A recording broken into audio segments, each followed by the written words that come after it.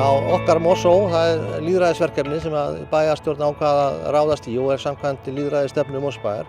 Það gengur út á það að íbúarnir eru virkjaðir til þátttöku í ákvörðunartöku til þess að velja verkefni sem þeir hafa áhuga á að bæjarinn ráðist í. Það var hugmyndasamkeppni til að byrja með, íbúar gátu komið hugmyndir að verkefnum og það voru í framhaldi af því kosið þetta og fyrir valinu eru 10 verkefni sem ráðist verður í á þessu ári.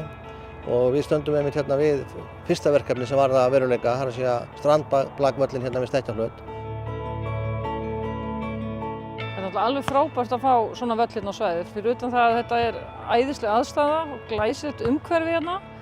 Og þá er þetta völlur á hæsta gæðaflokki, það er svo góður sandurinn í þessu. Og bara fyrir alla sem búa í Mosfellsbæ að koma hérna og leika sér á kvöldin, eftir vinnu helgar þegar gott veður, þetta er æðislegt.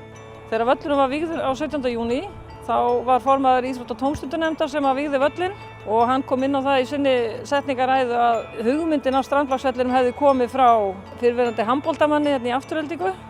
Þannig að hugmyndin af vellinu kom ekki frá blakdeildinni og ekki með engin þrýstingur frá okkur að þessi völlur skyldi koma. En við erum ákaflega glöð með það.